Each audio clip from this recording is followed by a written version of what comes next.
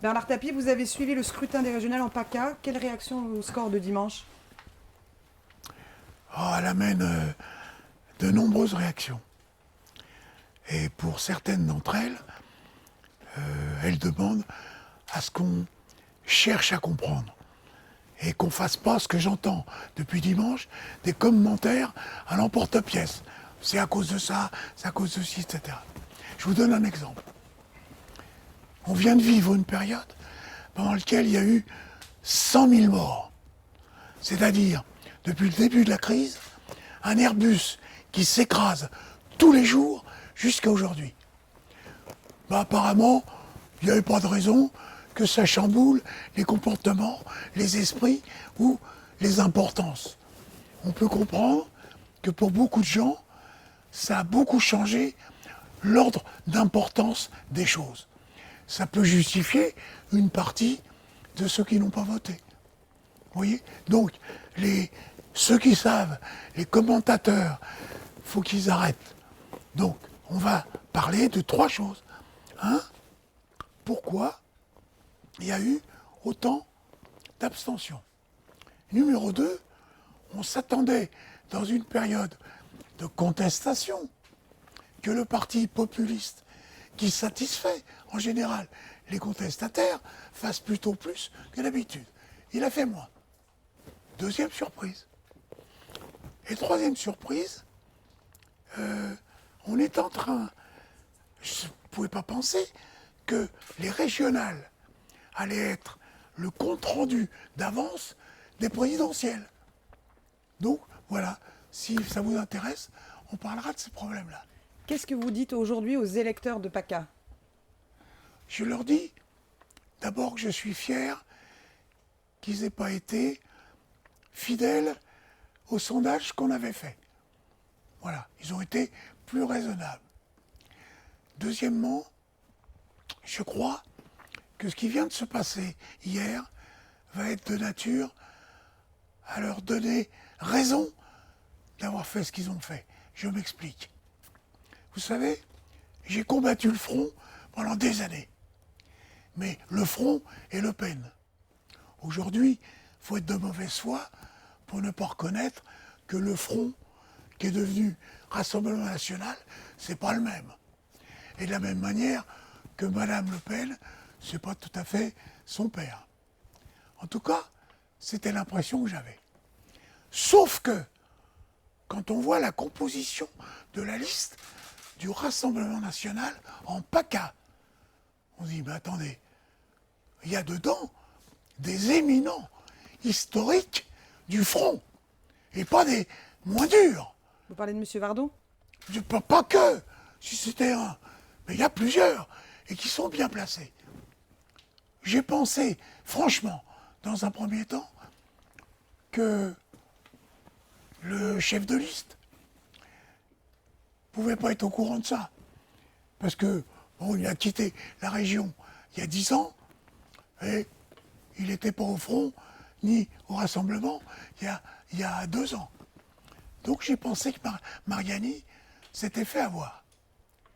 Et là-dessus, il y a le rendez-vous qu'il a pris hier, avec les électeurs. Et là, je suis là aujourd'hui, à cause de ça. Parce que là, j'ai dit, mais il se fout du monde. Comment on parle à des électeurs en leur disant, en gros, vous qui savez la vérité, il va falloir chasser tous ces cons qui ne savent pas gérer et qui osent ne pas voter pour nous. Vous êtes obligés, c'est votre devoir. Vous devez changer ça. Mais oh, on est où là? Il se croit où? Il est fou.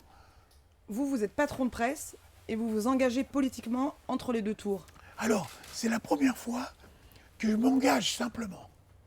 Sauf aux élections municipales d'avant, où j'étais engagé par la Provence et par la chaîne de télé locale pour faire l'animateur.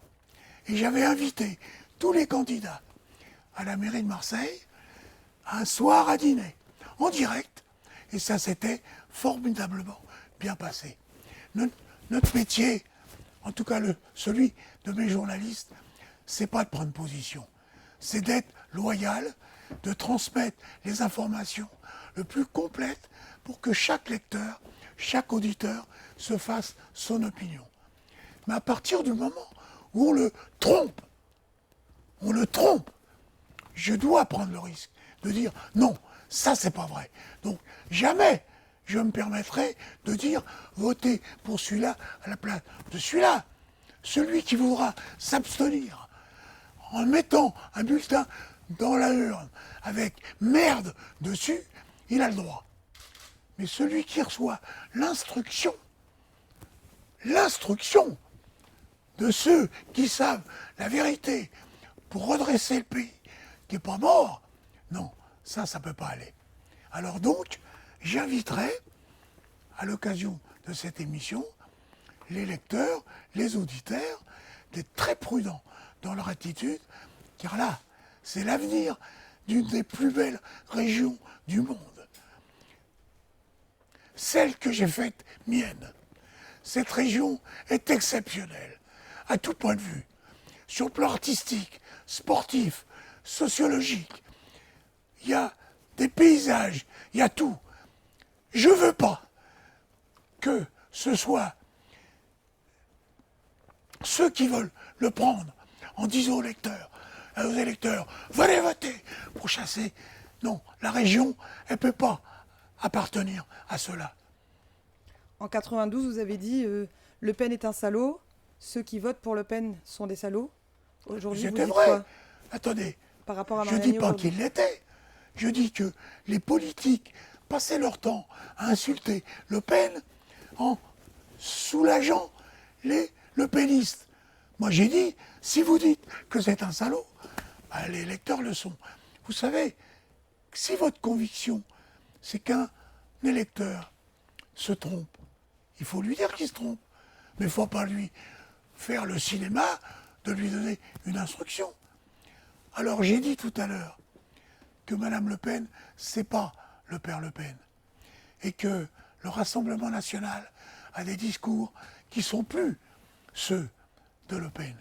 Et s'il n'y avait pas eu cette intervention de cette manière-là, de Mariani, je ne serais jamais venu me permettre de venir en parler.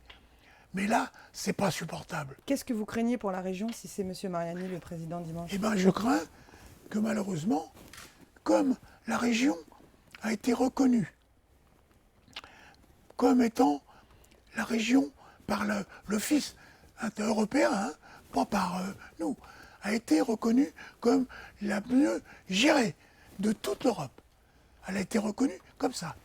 Personne ne peut contester, que ce soit le maire de Cannes, le maire de Nice, le maire d'Asnières, le maire de Marseille, que ce soit, ils ont tous, sur le plan de la sécurité, fait un boulot énorme. Je vous rappelle que le 14 juillet, là, c'est la police municipale de Nice qui est invitée à défiler pour le travail héroïque qu'ils ont fait à l'occasion de l'assaut de la basilique de Nice.